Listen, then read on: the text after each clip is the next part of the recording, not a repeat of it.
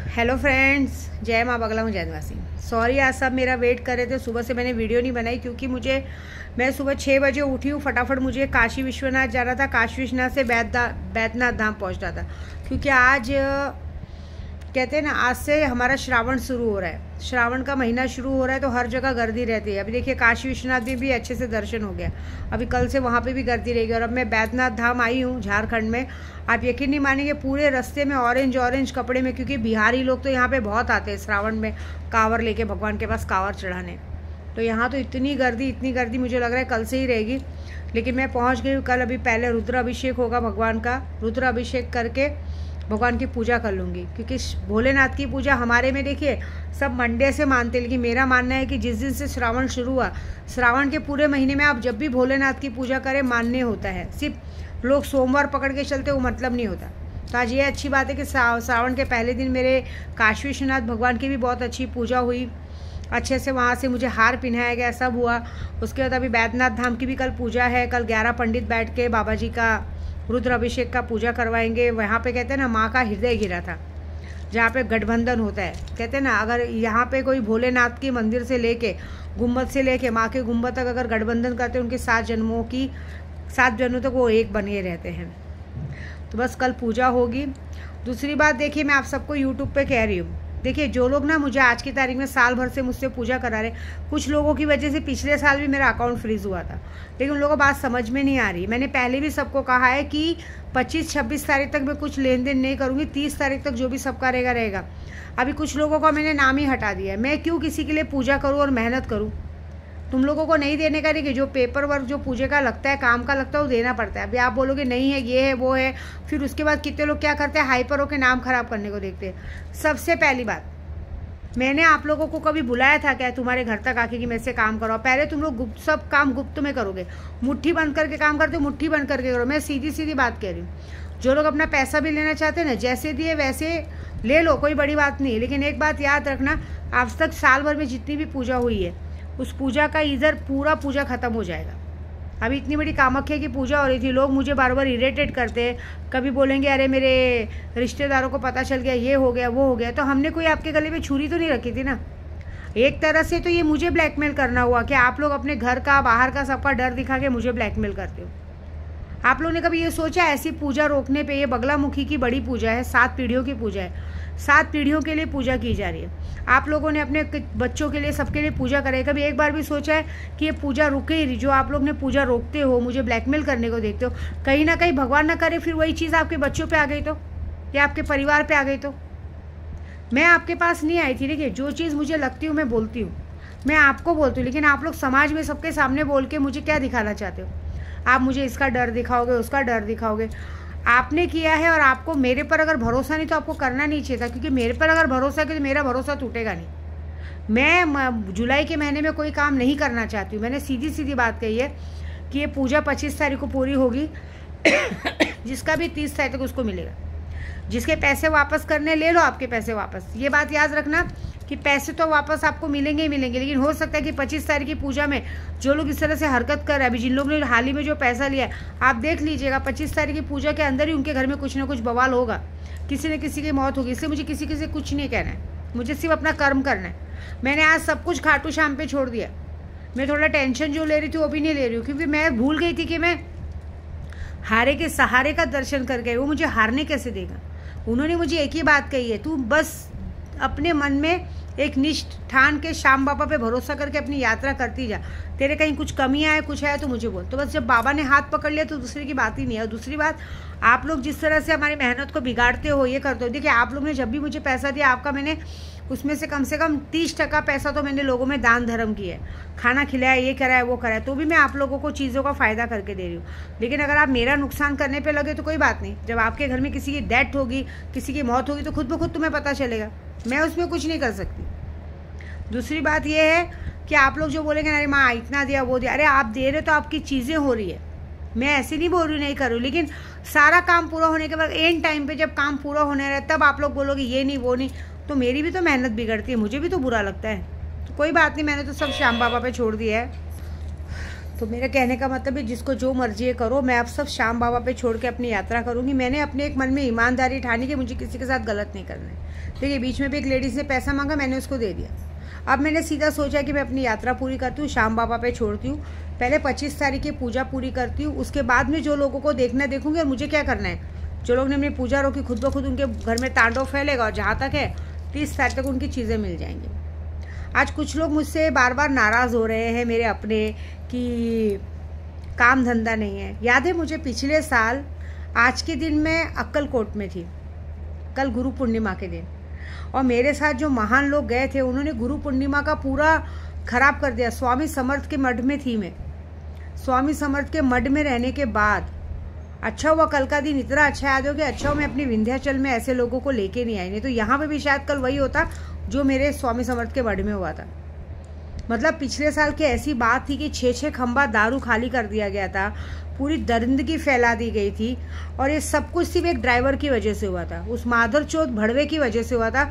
अगर वो रंडी और छिनाल चौधरी का आदमी ने अगर ठीक से काम किया होता ना तो आज मुझे ये दिन नहीं देखना पड़ता। लेकिन उसकी उस भड़वे की वजह से मुझे बाकी लोगों को बुलाना पड़ा था और उसके बाद ये सब कांड हुआ था। कसम से दिल से इतनी हाई निकलती कि ना उसका सत्यानाश हो जाए। लेकिन कैसा होता है पता है क्या होता है ना, एक कहते हैं ना एक माँ बाप का बेटा अकेला रहता तो उसको किसी के लिए गलत करना अच्छी बात नहीं, लेकिन तो भी मैंने श्याम बाबा पे छोड़ा है। आप लोग ना किसी के मान सम्मान के, किसी के साथ रहने के, उठने बैठने के लायकी के नहीं हो, ठीक है। जिन लोगों पे मैंने हमेशा ट्रस्ट किया है ना उन लोगों ने ही मेरा विश्वास तोड़ा है। कितनी मतलब तुम्हारे माँ बाप ने कितने गंदे संस्कार दिए तुम लोगों को कि एक औरत अगर इंसान तुम्हें दोस्त भाई मान के, मतलब कोई मान सम्मान या किसी चीज़ के लायक के नहीं हो। कोई इंसान अगर आपको दोस्त मान के, अपना मान के, तो दोस्त मतलब कोई गलत रिश्ता नहीं होता। मेरे से उम्र में अगर इंसान छोटा है कोई तो माँ बेटे का भी रिश्ता होता है, भाई बहन का भी रिश्ता होता है। लेकिन उस रिश्ते को इतना गंदा किया गया। बताओ तुम्हारे घर पे बहनें नहीं है, माएँ नहीं है, लेकिन क्या करें, तुम लोग जिस तरह के हरकत करते हो, हाँ, तुम लोग अपनी माँ की उम्र के, भाभी की उम्र कहते हैं ना, तुम्हारे से बड़ी बड़ी उम्र की औरतों के साथ तुम लोग नाजायज रिश्ते रखते हो, तो तुम जैसों से क्या उम्मीद रख जाती है। मुझे आज वो दिन याद आया तो मुझे बहुत बुरा लगा। कितनी अच्छी तरीके से मेरी बैंड बजाने की सोचो मेरा गुरु पूर्णिमा बिगाड़ा था। पिछले साल मैंने गुरु पूर्णिमा रो के निकाला था, हालांकि कस्टमर मेरे बहुत आए थे, लेकिन मेरे को रो के निकाला था मैंने। इस बार का मेरा बहुत अच्छा गया, क्योंकि आपको सच बताऊँ ना, पूरी कायनात जुड़ी है। एक बात याद रखना, लोहा ही लोहे को काटता है, पता है आपको। मेरे लिए सूरहनाश किया जा रहा है, सूरहनाश की आयतें की जा रही है, नादे अली किया जा रहा है। आपको पता है ये चीज़ मुझ पे असर कब करेगी, जब मैंने आपके साथ बुरा किया होगा या आपके लिए बुरा सोचा होगा।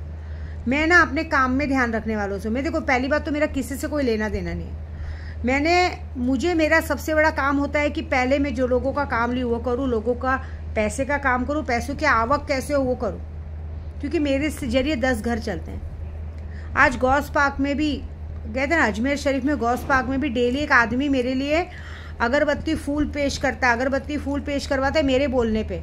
आदमी डेली वीडियो बनाता है। चार झूठ बोलने वाला इंसान तो ऐसे ही बोलते हैं हाँ दीदी कर दिया, लेकिन वो बंदा डेली भगवान के सामने इबादत कर रहा है, ठीक है। सटवाई में पूजा चालू है, काड़ूबाई में पूजा चालू है, धावजी पाटिल में पूजा चालू है, प्लस मेरे साथ 250 पब्लिक डेली सुबह 7 बजे, शाम को 7 बजे सिगरेट अगरबत्ती लगा के मुझे फोटो भेज रहे कि माँ हमने पूजा कर दी, माँ हमने पूजा कर दी, क्योंकि सब चाहते हैं कि ये पूजा अच्छी हुई। ये जन कल्याण के लिए पूजा है, मैं अपने अकेले के लिए पूजा नहीं कर रही हूँ। लेकिन आपको क्या लगता है, आप एक अकेले इंसानों के विद्या देवी का बिगाड़ लेंगे? विद्या देवी के गुरु तक लगे हुए हैं। मेरे गुरु ने एक ही बात बोला कि अगर तेरा बिगड़ गया तो फिर हमारे रहने का क्या मतलब। आज सबको बुरा लग रहा है, काम धंधा नहीं, कुछ नहीं। जब तुम लोगों को काम दिया गया था तुम लोग ने उसकी वैल्यू की? बताओ, तुम लोगों ने की क्या वैल्यू? तुम लोगों ने कभी भी ये नहीं सोचा है कि हमारे घर में भी एक औरत रहती है। हम अगर विद्या देवी के साथ जाते हैं, उनके साथ जो भी औरतें जाती हैं, हमारे लिए जिस तरह से विद्या देवी है वो माँ के बराबर है, तो औरतें भी हमारे लिए माँ और बहन के बराबर है। भले ना वो औरतें अपना खोल के क्यों ना तुमको देने आती हो, तुमको थूक के हटना चाहिए, क्योंकि तुम्हारा ही नुकसान है उसमें। हर औरत अच्छी नहीं होती है, कभी कोई किसी ने ब्लैकमेल किया तो। लेकिन नहीं, तुम लोगों ने अपने मेरा कहने का मतलब है, जब तुम लोग उस औरत पे नज़र डाल सकते हो तो तुम लोगों को कितना टाइम लगेगा मेरे तक आने का? तुम जैसे लोगों को साथ में लेके जाया जा सकता है?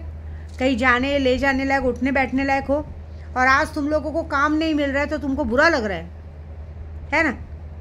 क्या हुआ था पिछले साल, एक आदमी क्या बोला था, गांडू क्या नाम था उसका, करजत, मेरे बाप की शादी में आया था, मादर चौथ भोसड़ी का। तेरे को, तुझे सिर्फ एक साथ में बुलाया था, तुझे अपनी इज्जत से खाना पीना दे रहे थे, हाँ, तो तू जो हमारे साथ ड्राइवर आया तो उसके बाद साथ मिलके हमारे लिए गॉसिप कर रहा है, हाँ, मेरी प्लानिंग कर रहा है, मैं क्या कर रही हूँ, क्या करना चाहती हूँ, मुझे बदनाम करने को देख रहा है। खाना खाने बैठते आदमी कोल्ड ड्रिंक पीते देखा है आप लोगों ने, खाना खाते पीते ये झोपड़पट्टी में रहने वाले, इनकी माँ बहनें इनके घर जाती, दूसरों के घर में बर्तन मांजने, दूसरों के घर में वो करती हैं, और ये गलत काम नहीं करती, बर्तन मांज के लाती, 2 पैसा कमा के लाती हैं, ये लोग बैठ के सिर्फ दारू पीते हैं, हाँ। और एक विद्या देवी ने इज्जत दी, जय भीम समाज के बनते हैं ना, सॉरी टू से, बुरा लगेगा, ये लोग नहीं है। मैं जो रुकी थी ना अक्कलकोट में, वो पूरा जय भीम समाज का होटल है, वो लोग शर्मिंदा हो गए थे कि ये लोग इतनी गंदी हरकत कर सकते हैं। वहाँ बैठ के 6 खंबा दारू, वहाँ की रिकॉर्डिंग है, रूम में बेतहाशा म्यूजिक चालू करके फालतूगिरी करना।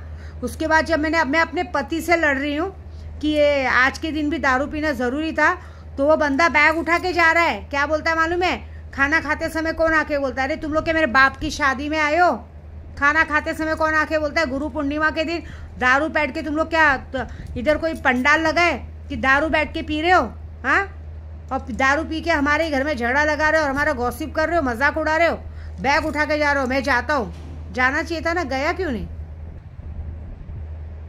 तुम लोगों को भाई की इज्जत दी थी ना, तो तुम लोग भतार बनने की कोशिश कर रहे थे, हाँ, बड़ा मज़ा आ रहा था झगड़ा लगा के। तुम जैसे को काम कभी मिल ही नहीं सकता, काम मिलेगा ही नहीं, लड़ना है भिड़ना, आओ भिड़ो, बताती हूँ तुम लोगों को मैं अच्छे से। तुम लोग सब लोग किसी भी जगह ले जाने के लायकी के हो, खुद के घर की बीवी को तक तुम लोग खुश नहीं रख सकते, खाना पीना ठीक से नहीं दे सकते, बाहर की दुनिया में दूसरों के घर में मज़ा लेने वाले लोग, तुम लोग किसी के घर पे लायकी को ले जाने लायक क्या करते हो समझ में आता है। कभी डर भी नहीं लगता कि औरत पागल है, कभी हमारे साथ क्या करेगी।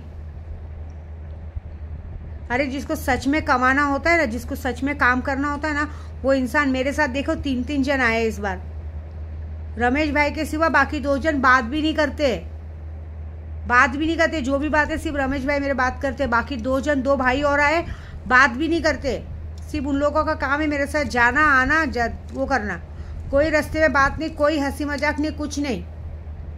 उसमें एक लगता है वीआईपी ट्रीटमेंट जैसा। और जो मैं पिछली बार गई थी, अगर मैं इस बार भी लाती तो वीआईपी ट्रीटमेंट तो बहुत दूर की रही, मेरी इज्जत निकाल देते लोग। इतनी बड़ी विद्या देवी है और ऐसे लुक्खों को लेके घूम रही है। इसके पास कोई आदमी नहीं है, ना कपड़े पहनने का ढंग, ना चलने का ढंग, ना बोलने का ढंग, ना खाने का ढंग, ना कुछ किसी चीज़ का ढंग नहीं। फिर तो मुझे ऐसा लगेगा कि कहते हैं ना पैसा भी गया पानी में, पिछली बार तो यही हुआ कामाख्या में, पैसा भी गया पानी में। तुम लोगों को माँ बाप ने तुम लोगों को इज्जत करना नहीं सिखाया औरत की ना, औरत की छोड़ो काम की भी इज्जत करना नहीं सिखाया ना। 1000 रुपया कमा लिया ना, बस 600 रुपये की दारू की बोतल आई, भाड़ में गई दुनिया। कभी तुम लोग ने अपने परिवार के लिए कुछ बचाया है? वो दिन आज भगवान भुगतवा रहे। तुम लोग ने जिस दिन स्वामी समर्थ के मंदिर में गलती की थी ना, उसी दिन स्वामी समर्थ का हाथ उठ गया तुम्हारे सर से। तुम्हारे एरिया को बचाने के लिए विद्या देवी ने वहाँ पे मन्नत मांगी थी कि कुछ होना नहीं चाहिए, और वहाँ के लोग ऐसी हरकत करे। तुम लोगों ने उस जगह पे स्वामी का पैर भी नहीं पड़ा गुरु पूर्णिमा के दिन जाके, जो कि वीआईपी दर्शन मिल रहा था, स्वामी का पैर भी नहीं पड़ा। मना करने के बाद भी सुबह से दारू पी गई है, मजे लिए गए हैं। बताओ, मेरे आए हुए ड्राइवर को मेरा भाई उधर कहता है जाके कि टेंशन मत ले, बुरा मत मान लो, तो दीदी के सामने हम लोग को तेरे को थोड़ा चिल्लाना पड़ रहा है, मैं ऐसा काम करना पड़ रहा है। सोचो, तुमको पता है उस आदमी के सामने भी तुम लोग की इज्जत गई है, क्योंकि वो आदमी समझ गया है कि ये वो कैसा भी था, उतना नालायक तो नहीं था। बस उस नालायक को गाली इसलिए दे रही हूँ मैं कि उसकी गलती क्या थी मालूम है? उसकी गलती सिर्फ ये थी कि अगर वो ठीक से गाड़ी वाड़ी चलाता था ना, ठीक से रहता था ना, तो मुझे और कुत्तों को बुलाना नहीं पड़ता था, उन कुत्तों की बदतमीजी नहीं सहनी पड़ती थी, बस। बाकी उसकी कोई गलती नहीं थी। मैं ऐसे झूठ नहीं बोलूँगी किसी के लिए कि किसी को गलत कहूँ मैं। अगर वो आदमी ठीक से रहता तो, बल्कि उस आदमी के नज़र में भी ये गुत्ते गिरे हैं। उस आदमी के नज़र में ये है कि इसका खुद का आदमी अपने दोस्तों से अपनी बीवी की बेइज्जती करवा रहा है, शर्म नहीं आ रही है। बाद में मुझे पता चला वो खुद ही इस बात से चिढ़ रहा था कि इतनी बड़ी औरत है, इतना इन लोगों को खिला पिला रही है, सब कर रही है, इतनी बड़ी औरत को उसके दोस्त क्या बोलेंगे जब उसका पति खुद अपने दोस्तों से उसको उल्टा बोलवा रहा है, तो क्या करेंगे। वो जिसका खा रहे, पी रहे, मजा ले रहे, वो सिर्फ बैठ के तमाशा देख रहा था। और सिर्फ तमाशा नहीं देख रहा था, वो इन लोगों पे थूक रहा था, मतलब घिन आ रही थी उसको कि ये कैसे लोग हैं। उसको खुद को अफसोस हो रहा होगा, आज भी अफसोस होता होगा कि अगर मैंने ठीक से काम किया होता तो ये दिन नहीं देखना पड़ता, है ना। देख भाई, मेरे को ना किसी के लिए बुरा बोलने का शौक नहीं है। तुम्हारी जिंदगी जो करना है करो। मेरे साथ गलत हुआ इसलिए मैं बोलती हूँ। तुमको जिस भी औरत के साथ जो रिश्ता रखना है रखो। मेरे साथ जितने लोग आए जो हरकत के ना, वो बोलती हूँ मैं। मेरे पास बकायदा प्रूफ है। लेकिन आज एक बात है कि आज सब काम के लिए तरस रहे, पैसों के लिए। अभी तो शुरुआत हुई है। स्वामी समर्थ देखो क्या क्या डंका बजाते हैं। तुम लोग ने जितने मंदिरों में जाके जितने भगवानों की बेइज्जती की है ना, सबसे बड़े सैलानी दरबार में पी के चादर नहीं चढ़ाई जाती है। तुमने चादर चढ़ाई है पी के ना, तुम देखना भगवान उसको किस तरह से तुम्हारे से निकालेंगे। ये बात याद रखना। मेरा सैलानी में किसी से भी दुश्मनी नहीं था। तुम लोग ने मेरा मायका छुड़ाया, मेरे भाई को मुझसे छुड़वाया, मेरे सोएब भाईजान मुझसे छूट गए, मेरे राजा भैया मुझसे छूट गए, एक माँ मुझसे छूट गई, एक बहन मुझसे छूट गए।